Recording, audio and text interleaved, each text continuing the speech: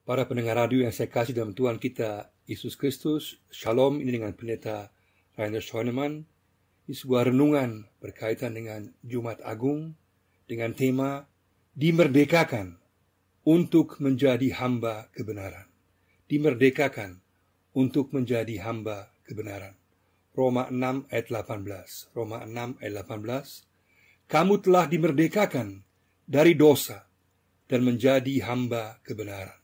Kamu telah dimerdekakan dari dosa dan menjadi hamba kebenaran. Ayat pendek dari surat Roma ini dengan singkat, padat, dan jelas mengungkapkan tujuan dari pengorbanan Yesus di kayu salib. Memerdekakan dan menjadikan kita hamba kebenaran. Yesus datang dan mati di kayu salib agar dosa kita ditebus dan kita dimerdekakan dari perhambaan dosa dan iblis. Kalau sebelumnya kita tidak berdaya dan tidak memiliki harapan menghadapi dosa dan iblis, maka kini kita menang dalam Yesus. Karena Yesus telah menebus dan memerdekakan kita, maka dalam Dia kita dapat mengalahkan kuasa dosa dan iblis. Yesus sendiri dalam kebenaran telah menjadi hamba untuk memerdekakan kita. Sebagai hasilnya, kita dimerdekakan untuk menjadi hamba kebenaran. Puji Tuhan. Sungguh sebuah anugerah mujizat yang luar biasa.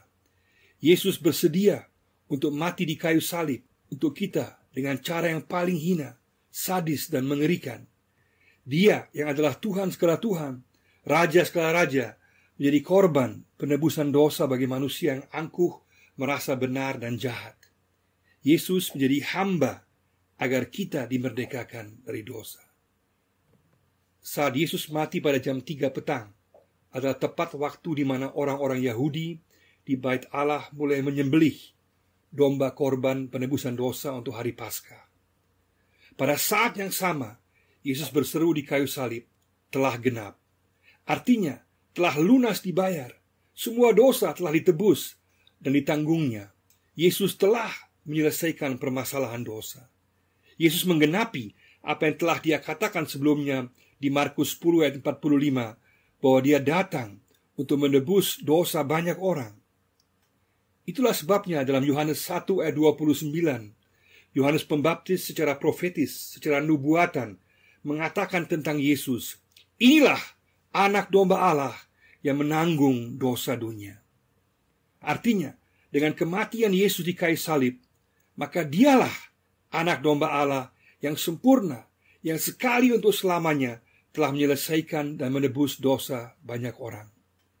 Itulah sebabnya dalam surat Ibrani pasal 9 ayat 28 dikatakan, demikian pula Kristus hanya satu kali saja mengorbankan dirinya untuk menanggung dosa banyak orang.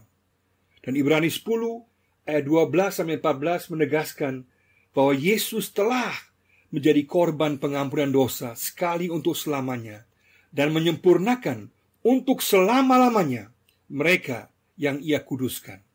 Dan Ibrani 10 ayat 18 menegaskan, jadi apabila untuk semuanya itu melalui korban Yesus ada pengampunan, tidak perlu lagi dipersembahkan korban karena dosa. Tidak perlu lagi. Setiap orang yang memandang salib Yesus dan percaya, maka dia diampuni, ditebus, dan dimerdekakan. Sungguh ajaib besar anugerah Yesus. Tetapi kita bukan saja ditebus, diampuni, dan dimerdekakan, tetapi sekarang dalam Yesus dapat datang apa adanya kepada Allah. Saat kematian Yesus di kayu salib, tabir di Bait Allah yang sedemikian besar, tebal, dan berat, itu terbelah dua dari atas ke bawah.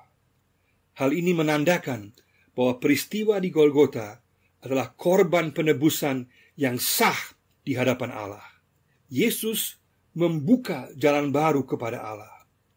Kita dapat berkomunikasi dengan Allah tanpa perantara manusia atau cara lainnya. Tetapi Yesuslah yang telah membuka jalan baru kepada Allah. Itulah yang dikatakan dalam surat Ibrani pasal 10 ayat 20. Karena Ia, yaitu Yesus, telah membuka jalan yang baru dan yang hidup bagi kita melalui tabir, yaitu dirinya sendiri. Artinya, kita merdeka untuk menghampiri Allah melalui Yesus. Karena korban penebusan Yesus di kayu salib telah memungkinkannya. Jalan telah terbuka. Dan Yesus bukan saja membuka jalan, tapi juga memberikan kita hidup karena Dia hidup. Oleh sebab itu, Ibrani 10 ayat 21 dan sampai 23 mengatakan, kita boleh menghampiri takhta Allah dengan keberanian, karena kita telah ditebus dan disucikan oleh Yesus Kristus, Sang Imam Besar kita. Sungguh dahsyat dan luar biasa indah, boleh memiliki keyakinan dan kepastian penerimaan Allah ini, dan pengharapan yang pasti akan kehidupan kekal. Semua ini sangatlah indah dan berharga bagi setiap orang yang percaya kepadanya. Namun demikian, sudut pandang dunia sangatlah berbeda. Bagi pola kekuasaan dunia, hikmat dunia, keangkuhan dunia, pola beragama dunia, kematian Yesus dimengerti sebagai suatu kekalahan total Yesus, dan sekaligus sebuah kemenangan besar kuasa manusia dan agama atas Yesus. Tetapi dari sudut pandang Allah, dari sudut pandang sejarah keselamatan Allah bagi manusia, kematian Yesus adalah kemenangan penebusan atas dosa manusia dan kekuasaan iblis. Hanya dengan mata iman kita dapat memahami peristiwa yang luar biasa ini. Itu pun hanya secara terbatas. Hanya dengan terang Roh Kudus kita dapat mengerti keajaiban mujizat penebusan Yesus yang sedemikian luar biasa ini. Hanya dalam kesadaran akan dosa pribadi dan keberadaan diri kita sendiri yang seringkali dikuasai oleh dosa, kita dapat menghampiri salib Yesus. Saat kita memandang kepada salib, maka pengampunan dan keselamatan kita peroleh. Kita yang tidak memiliki pengharapan akan pengampunan dan keselamatan memperolehnya saat memandang dan mengandalkan salib Yesus. Saat kita bersyukur dan mengatakan, terima kasih Yesus, Engkau mati ganti aku, Engkau menanggung dosaku, aku yang seharusnya mati karena dosa, Engkau ampuni dan berikan kehidupan yang kekal. Hanya mereka yang merendahkan diri dalam pengakuan akan kebergantungan mutlak akan pengampunan Yesus akan diselamatkan. Hanyalah orang yang sungguh tahu keberadaan dirinya dan bergantung sepenuhnya kepada Yesus dan bersyukur kepadanya akan menerima pengampunan dan keselamatan. Dalam memperhatikan jalan salib dan memandang palang salib Yesus, kita diajarkan untuk satu, menyadari keberadaan diri kita sebagai orang berdosa. Yang kedua, selalu memandang kepada salib Yesus sebagai jaminan keselamatan kita. Ketiga, menuruti teladan kebenaran Yesus dalam pikiran, sikap, dan tindakan kita. Apakah kita menyadari keberadaan kita yang sesungguhnya? Sudahkah kita memandang salib Yesus, ataukah kita mengandalkan diri kita sendiri? Sejauh mana kita menuruti teladan kebenaran Yesus dalam pikiran, sikap, dan tindakan? Di Italia ada seorang bapak tua berusia 93 tahun. Dia sembuh dari penyakit corona. Dia kemudian diminta membayar ongkos ventilator 1 hari yang harganya sangat mahal. Bapak tua itu kemudian menangis. Dokternya bilang, tidak perlu menangis soal uang pembayaran itu.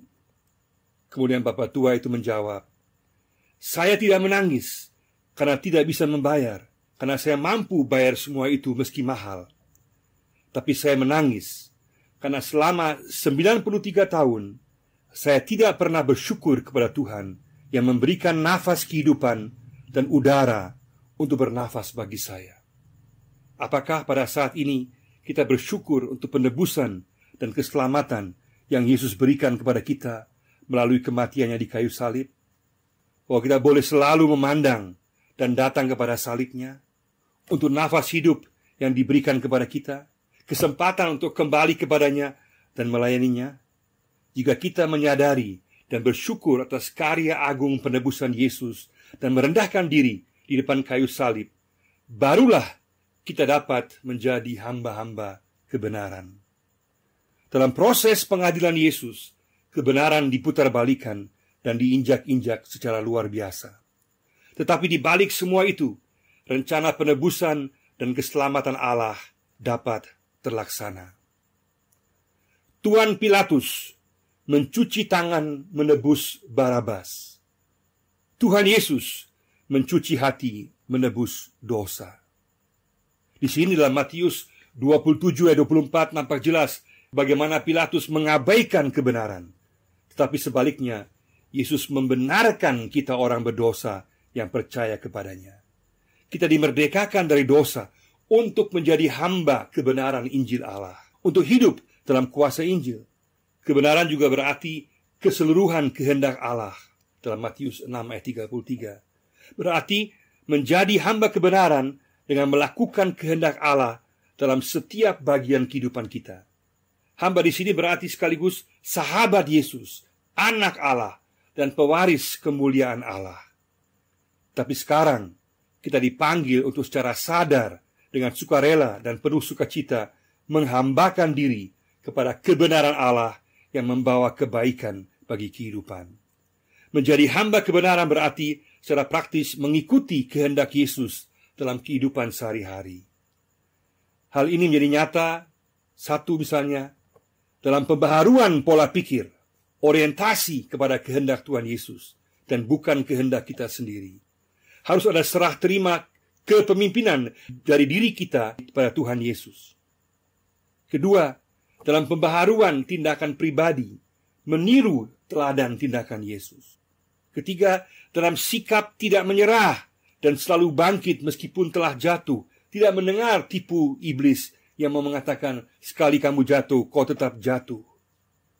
Kita bangun lagi meskipun telah jatuh.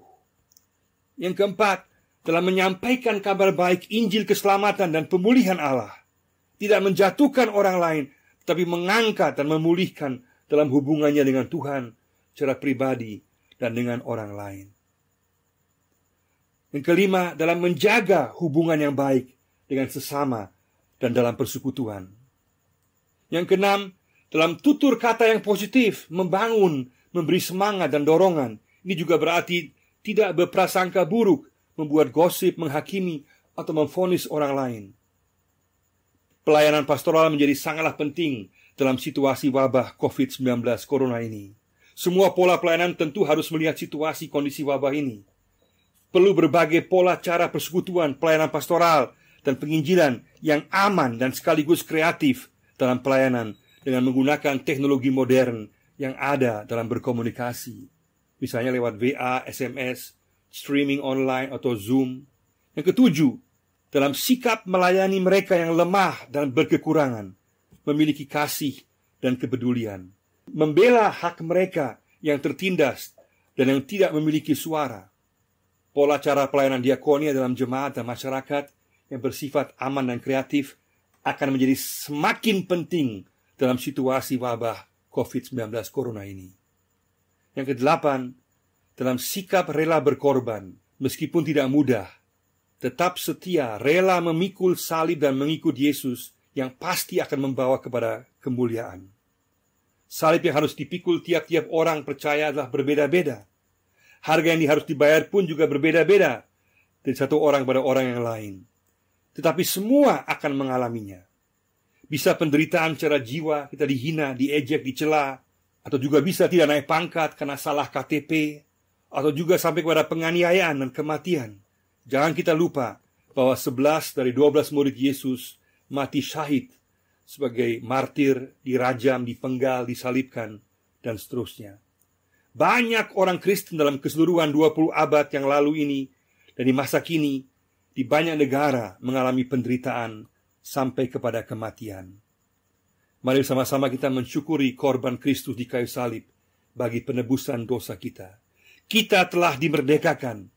Seluruh pengorbanan Yesus akan sia-sia bagi kita jika kita tidak merendahkan diri dan memandang kepada salib Yesus sebagai sumber keselamatan kita.